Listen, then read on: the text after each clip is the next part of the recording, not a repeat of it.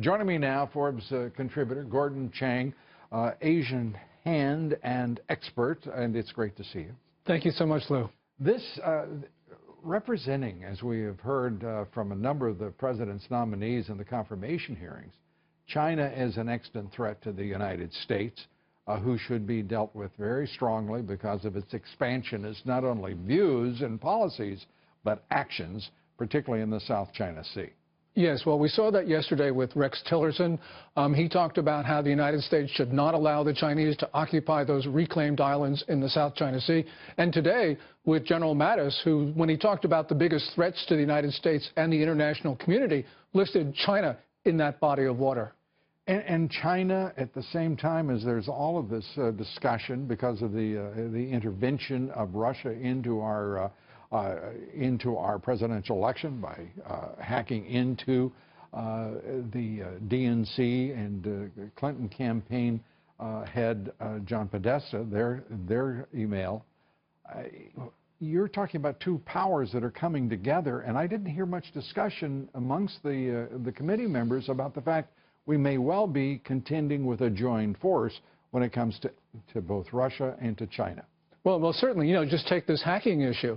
September 2015, President Obama came to an agreement with Xi Jinping not to hack for commercial purposes. And for about 6 months, China's hacking for commercial purposes, which by the way, may be one of the silliest agreements I have ever heard of in my Absolutely.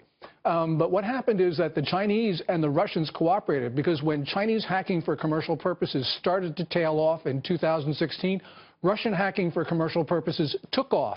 And we know that the Russians don't hack for commercial purposes because they don't have a manufacturing base. So obviously they were working with Beijing, and they were giving the product of what they got to the Chinese. Steal, right?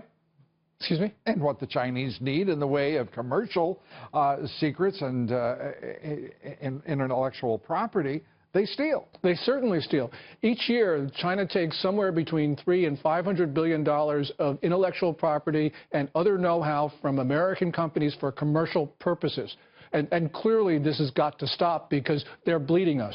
Well, at this point, bleeding, fortunately, is simply a figure of speech. But now the Chinese sending a bomber to go around the Spratly Islands, where they have the disputed area in the south, one of the disputed areas in the South China Seas, to do flyovers of artificial islands that they built. The United States now, as we listen to what is being discussed in these committee hearings, the confirmation hearings, they've got to be stopped. Well, they've got to be stopped, and especially since in the middle of November, there's been increased activity by these H-6K nuclear-capable bombers of China flying around Taiwan, flying over the Spratlys in the South China Sea. We have China's sole aircraft carrier making provocative moves East China Sea, South China Sea, and the U.S. Navy is nowhere to be seen. Well, that may be about to change.